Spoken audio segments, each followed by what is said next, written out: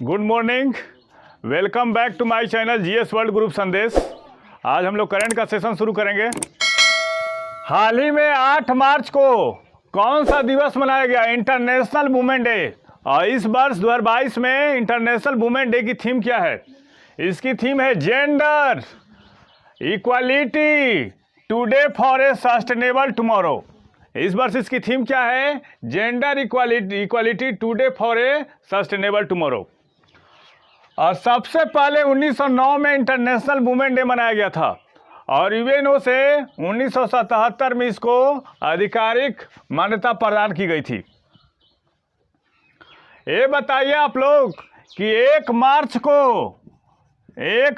को कौन सा डे मनाया गया? 1 मार्च को मनाया गया शून्य भेदभाव दिवस। शून्य भेदभाव दिवस। और 1 मार्च को ही मनाया गया नागरिक सुरक्षा दिवस। नागरिक सुरक्षा दिवस। 2 मार्च को कौन सा डे मनाया गया?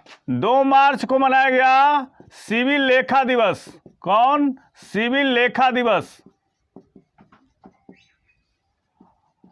3 मार्च को कौन सा डे मनाया गया?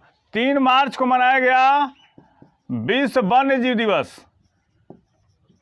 विश्व वन्य जीव दिवस और विश्व श्रवण दिवस।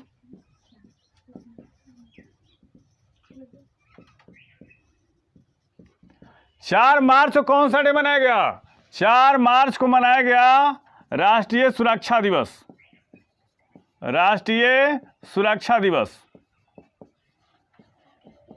और 6 मार्च को कौन सा डे मनाया गया?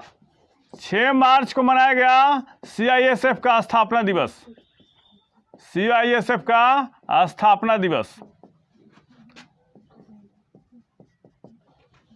7 मार्च को कौन सा डे मनाया गया? 7 मार्च को मनाया गया जन औषधि दिवस। जन औषधि दिवस। ये बताइए वैश्विक लैंगिक अंतराल रिपोर्ट कौन जारी करता है? वैश्विक लैंगिक अंतराल रिपोर्ट कौन जारी करता है?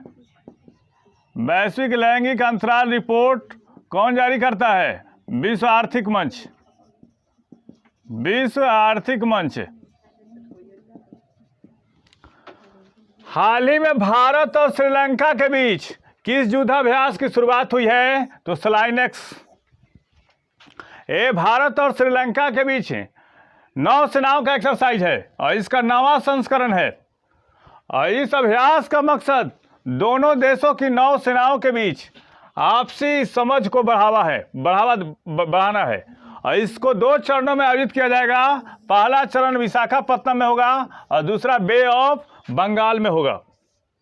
और मित्र शक्ति युद्धाभ्यास भी भारत और श्रीलंका के बीच आयोजित किया जाता है। और इस युद्धाभ्यास में भारतीय नौसेना के तरफ से आईएनएस किर्च भाग ले रहा है। कौन? आईएनएस किर्च भाग ले रहा है। आप लोग बताइए जीमेक्स एक्सरसाइज किन देशों के बीच में होता है? जीमेक्स होता है भारत और जापान के बीच में। किसके बीच? भारत और जापान के बीच में। शक्ति युद्धाभ्यास किन देशों के बीच में होता है? तो शक्ति होता है भारत और फ्रांस के बीच में। किसके बीच? भारत और फ्रांस के बीच होता है। धर्म गार्जियन युद्धाभ्यास किन देशों के बीच में होता है? धर्म गार्जियन होता है भारत और जापान के बीच में। किसके बीच? भारत और जापान के बीच होता है। इम्बेक्स एक्सरसाइज किन देशों के बीच में होता है? इम्बेक्स होता है भारत और म्यांमार के बीच में। किसके बीच? भारत और म्यांमार के बीच में होता है। इंद्रधनुष मिलिट्री एक्सरसाइज किन देशों के बीच में होता है? इंद्रधनुष होता है भारत और ब्रिटेन के बीच में।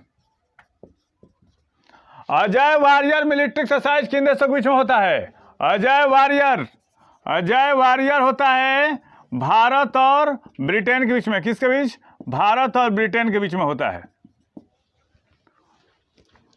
हाल ही में आयोजित हुए इंटरनेशनल विजिटर्स प्रोग्राम 2022 की मेजबानी किसने की? भारतीय निर्वाचन आयोग। आप लोग बताइए भारतीय निर्वाचन आयोग का वर्णन किन अनुच्छेदों में है? तो इसका वर्णन जो है 324 से 329 तक है। और निर्वाचन आयोग की स्थापना कब की गई थी? निर्वाचन आयोग की स्थापना की गई थी 25 जनवरी 1950 को। 25 जनवरी 1950 को की गई थी। कब की गई थी? 25 जनवरी 1950 को भारतीय निर्वाचन आयोग की स्थापना की गई थी। आप लोग बताइए, ये भारतीय निर्वाचन आयोग का वर्क क्या है? निर्वाचन आयोग जो है वो त्रिसदस्यीय है। निर्वाचन आयोग क्या है? ये त्रिसदस्यीय आयोग है। त्रिसदस्यीय आयोग है। इसका काम क्या है? राष्ट्रपति, उपराष्ट्रपति, लोकसभा और विधानसभा का चुनाव कराना है।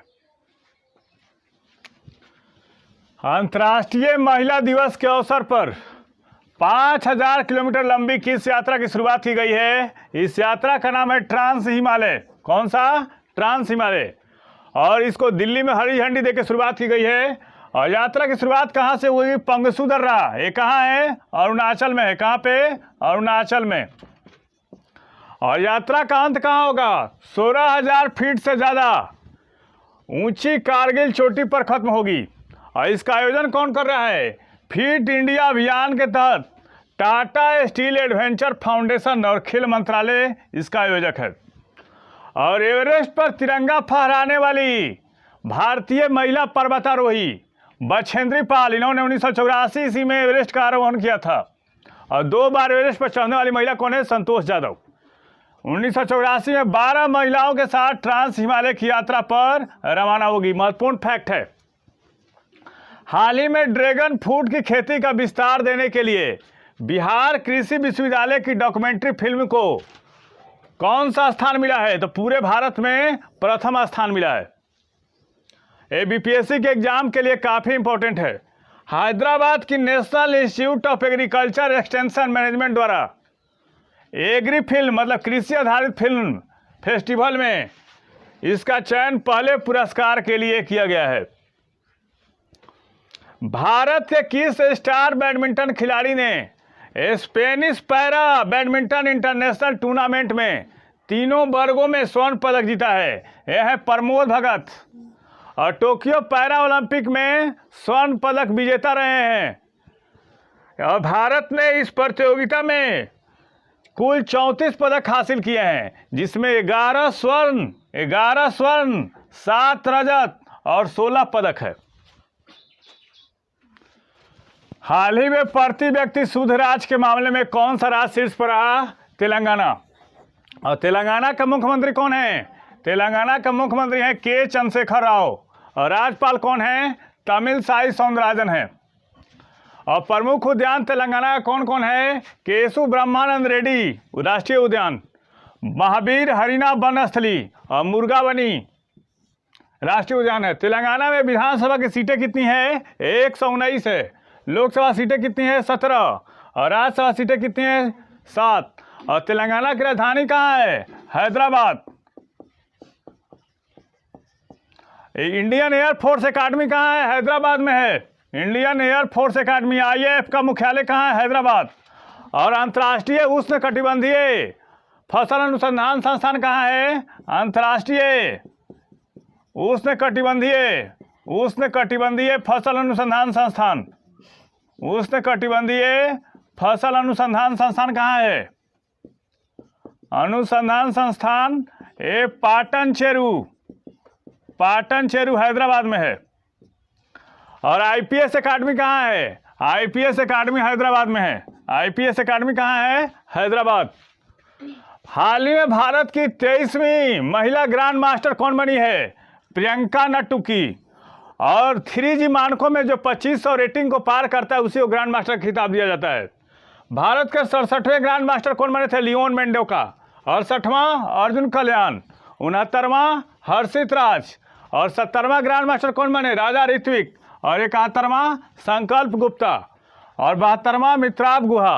और 73वां ग्रैंड मास्टर कौन बने? भरत सुब्रमण्यम। हाल ही में अनीस भनवाल, गुरप्रीत सिंह, भवेश शेखावत ने विश्व कप निशानेबाजी में कौन सा पदक जीता है? तो रजत पदक जीता है। और इसका आयोजन कहाँ हो रहा है? काहिरा में हो रहा है। हाल ही में किस देश की सरकार ने रूस पर प्रतिबंध लाने के लिए एक नया कानून ला रही है? न्यूजीलैंड। और न्यूजीलैंड के प्रधानमंत्री कौन है? न्यूजीलैंड के प्रधानमंत्री है जेसिका अर्डन। कौन? Jessica Ardern. अभी महिला विश्व कप का आयोजन कहाँ किया जा रहा है? न्यूजीलैंड में। और न्यूजीलैंड की राजधानी कहाँ है? वेलिंगटन। और वेलिंगटन किस उद्योग के लिए फेमस है? डेयरी उद्योग के लिए है। डेयरी उद्योग के लिए है। और दक्षिण का ब्रिटेन किस देश को कहा जाता है? दक्षिण का ब्रिटेन कहा जाता है न्यूजीलैंड को। दक्षिण का ब्रिटेन किसको कहा जाता है? न्यूजीलैंड को कहा जाता है। हाल ही में तमिलनाडु सरकार ने किस नई योजना को लॉन्च किया है? तो ये है नान मधुलमन योजना। तमिलनाडु में विधानसभा की सीटें कितनी है? 234 है। तमिलनाडु में विधानसभा की सीटें कितनी है? 234। लोकसभा की सीटें कितनी हैं? लोकसभा की सीटें हुए 39। और राज्यसभा की सीटें कितनी हैं? 18। और यहाँ का मुख्यमंत्री कौन है? MK स्टालिन है। और तमिलनाडु के राज्यपाल कौन है? RN रवि। कौन? RN रवि हैं। अभी हाल फिलहाल में जो नई योजनाएं शुरू की गई राज्य सरकारों के द्वारा, तो अम्मा बहनी योजना सिक्किम का है। दुआरे राशन योजना ये वेस्ट बंगाल का है। और मुख्यमंत्री बागवानी बीमा योजना कहाँ का है? ये हरियाणा का है। इस चैनल के माध्यम से सही विषयों का तथ्यपरक विश्लेषण किया जा रहा है। आप इस चैनल से जुड़िए, लाइक कीजिए, सब्सक्राइब कीजिए। Thank you.